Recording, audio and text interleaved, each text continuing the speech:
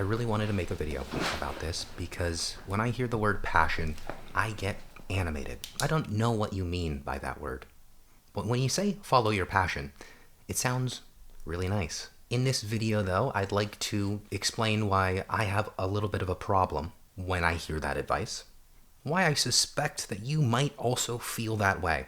I'll give you an example. You might be the person who has heard that advice, taken it, and thought, well, I'm still unhappy. Maybe you heard that advice, turned what you love into your work, and now you hate it. Maybe you think, I don't love my job. Does that mean I'm broken? Does that mean I messed up? Maybe you feel like everybody else is passionate and you're not. Why do I feel numb? And how about just why does work have to be so personal now? I want to outline a couple ideas that I have, things I've been thinking about, because I think you're not broken. And I'd like to tell you why. I do not want to come off as anti-passion. You might be thinking, does this guy just not want me to be happy at work? And that could not be farther from the case. I, myself, have made my life following my passion. I've spent the last 13 years being a freelance filmmaker. It has not been without trials and tribulations. I live in an absolute bubble. I live in Los Angeles. You cannot get a coffee anywhere without seeing 12 different people sitting at a laptop, writing a screenplay, no doubt, following their passion. Coffee is actually what inspired the essay that inspired this video. I was at a coffee shop, and this gentleman, I kid you not, he had an honest-to-God typewriter out, typing his screenplay. And it made me think, he is probably following his passion. I'd like to know what your experience was growing up, but I have been surrounded by this my entire life. One of my biggest problems, because I'm a semantic asshole, is the definition of passion. Passion is one of those words that you can just say a bunch, you keep on saying it, and it just turns into nothingness. Because this topic has been on my mind for a really long time, I like to ask people what they think passion means. I get a variety of responses. So I think it's probably helpful that we actually know what the definition of passion is. A strong liking or desire for or devotion to some activity, object, or concept. That's a vibe. I would want to follow that too. The problem with that though, that is not a strategy. That gives you no plan. And it's just vague enough that you could knit it on a pillow and it sounds really good. But this does make it seem like we turned a feeling into a career compass.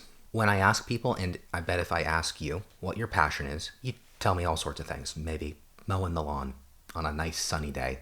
If you're a dad, if you're a retired dad, that's probably your hobby. Something in fitness. You like working out. You like hiking. Maybe you like helping people. Maybe you like cooking. When I ask this, I get a lot of responses that sound like hobbies. And here is problem number one that we get to when you turn a hobby into your profession. Absolutely bro math that I'm going to do. I suspect most passions are actually 90% logistics and 10% that actual thing that you like. I'll give you an example. I am a filmmaker. Let's say I took this advice when I was a wee lad and I heard follow your passion. And I thought, I'm passionate about film. I like watching films, and the few films that I've made with my neighborhood buddies as a kid, that's something I really enjoy. I'm going to make a career out of this. Okay, I've actually done this, and I know the feeling. First day on set. Somehow I snuck my way onto a film set. It's probably the only industry where you start off at the exact top. When I was a kid, I had the camera in my hands. I was the director. Sometimes I was the actor. I was the entire crew. I had full control. And then you actually get paid a little bit of money, and you're at the bottom of the ladder. First day on set, let's say, kind of like college age at this point. I'm getting paid, which is really cool, but I am a grip. You're holding C-stands, you're placing equipment in different areas. You're basically a day laborer. I might as well have a shovel in my hands digging holes. That's what you're doing. Not glamorous at all, but I am a filmmaker. I actually remember this day where I was on, it wasn't the first time that I had worked, but it was the first legitimate job. It was a commercial job. We are out at a house in Beverly Hills shooting a multi-million-dollar commercial. I did that for years, crewing up, as we say. I knew at this point that I wanted to be a cinematographer. You're kind of a top dog as a cinematographer, but it takes a while for people to actually think that you can do what you say you can do, and you work your way up, just like any other industry. You do that enough, You start to wonder. I started to wonder, why the hell do I actually want to be a filmmaker? If I'm just planting C-stands, making sure that I'm not poking anybody's eyes out as a grip, does it get any better than this? I climbed up the ladder, and I was definitively doing exactly what I wanted to. My passion. Cinematography. Here's the thing though, the ratio, it still is 90-10. Being a DP, I like to light things, I like to discuss things with my crew, but I don't like negotiating my rate with a producer. I don't like working 25 days out of the month and then working 16-hour days. It turns out that even doing the thing that I supposedly loved, I was still doing a lot of stuff that I didn't like. And if you are a mature enough person, I certainly am not one of those people, but I was able to intellectualize that this is all right. I can handle this, because the 10% makes up for the 90%. The 90% is emails, admin work, lots of waiting, lots of rejection, coordinating, and compromise. Let's go out of the film world for a second. Say you want to be a doctor. A much nobler quest to pursue than being a lousy filmmaker. At what point, though, are you considering 18-hour days, being on your feet that entire time? You've got various bodily fluids all over yourself all day long. And then you go home and you repeat it all over again. You're helping people. You're a doctor. But a lot of that sucks too. Let's go back to LA. I'm in the coffee shop again. The barista over there wants to be an actor. The dude scrolling on TikTok over there is working on his screenplay. I suspect a lot of the times when people say, I want to be an actor, it doesn't translate to, I want to be away from my family for months at a time. I'd like to be financially unstable most of the time. I would love to constantly be in self-promotion. Networking events. That's what I really want to be doing with my time. I have a personal bone to pick with this, if you can pick up the saltiness in my voice, because I have only recently realized, now going more personal content creation route, that I was on a path that the more successful I would come, the more it would take away from the enjoyment in my life.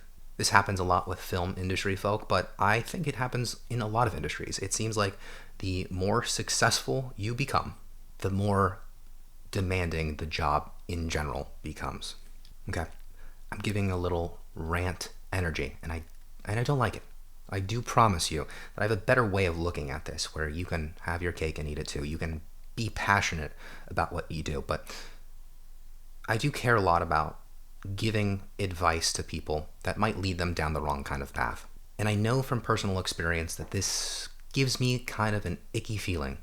Maybe you never heard this advice. You hear it later on, and you're doing your job. What's tough is I can imagine that person hearing to follow your passion, and they audit their lives. They audit what they're doing for a living. And they think, this actually isn't my passion.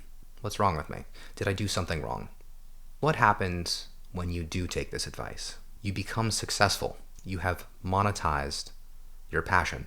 But because of my very good math of the 90-10 principle, 90% of the time, your job still is not the thing that you love.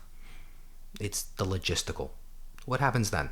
I do fear that what can happen is that you don't just think it's a bad job, but that you failed too. Somewhere along the way, you did everything right, yet you don't feel the passion anymore. You resent the thing that you once loved. One thing that I am very proud of is I've enjoyed bodybuilding as a hobby for the last almost 15 years. At various different times in my bodybuilding career, I've been approached, I've been observed, I've been told by many of folks, you seem to like this, have you ever thought about being a coach? And I've thought about it, because I actually spend a lot of time in the gym. I never went down that path, thankfully, because I was always following my other passion with film. I didn't have time to do the coach, do the fitness stuff. But you do see this a lot. I follow various bodybuilders, and there's nothing I hate more than a successful bodybuilder retiring and then talking shit about the career that he once had. And you see this often, not all the time, but people who had monetized something that they were really good at, something that they were really passionate about, retire or quit, and they seem bitter. All of this because of the aforementioned reasons. Here's a little bit more of a mathematical observation about this advice. The word passion itself seems singular. It doesn't seem like one can have multiple passions. And certainly, traditionally, one only has one job. I'm back in the coffee shop in LA, and I'm seeing the barista, who no doubt, bless her heart, she wants to be an actress. This happens a lot, and sometimes they'll happily tell you, no, I'm not a professional barista. I am an actress, just in between jobs right now. And I love that. I love people pursuing what they want. But the problem is, how often is that barista just killing it at their job? I think this is because while the resentment can build while you're in the craft, you're doing the thing because of the 90-10 issue with so much logistical problems outweighing the love for the thing. The fact that we are told to follow our passion suggests that if we're doing anything other than the passion, that life's miserable. It's a big leap, but tell me that you don't feel that way. How often do you see the barista who's just kind of half-assing their job, or the waiter who you think could take their job just a little bit more seriously? I do fear that these lovely workers have made passion their North Star. So anything else is just a means to an end. Again, I'm probably in a bubble. It's probably different where you live. But that bitterness, it spreads outward. And I can taste it in my coffee. I can taste it in the vibes when you walk into a place and you just think this kid behind the counter would rather be doing something different with his time. And I get it, but I don't love that energy. I don't think that's good.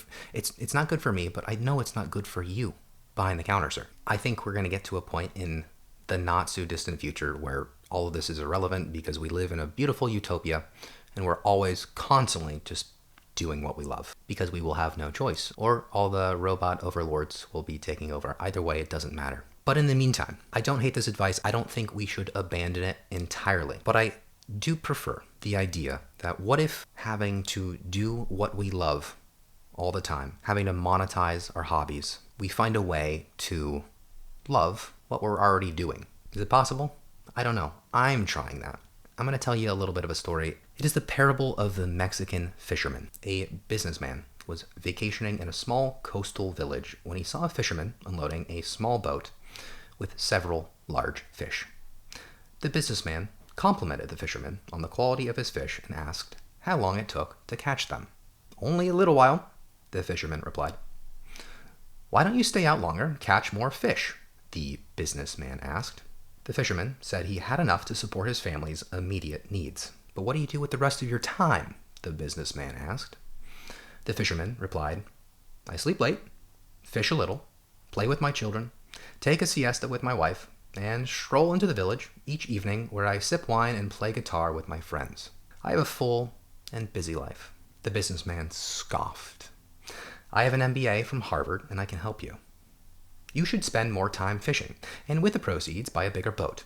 With the proceeds from the bigger boat, you could buy several boats, eventually building a fleet. Instead of selling your catch to a middleman, you could sell directly to the processor, eventually opening your own cannery. You could control the product, the processing, and the distribution." "Then what?" asked the fisherman. "Well, then you could move to a big city, run the enterprise, and make millions." "Then what?" asked the fisherman. The businessman laughed. "Then you could retire. You could move to a small coastal village, sleep late, fish a little, play with your kids, take siestas with your wife, and spend your evenings sipping wine and playing guitar with your friends." The fisherman smiled. "Isn't that what I'm doing now?" Once you sell your life, you will spend the rest of it trying to buy it back.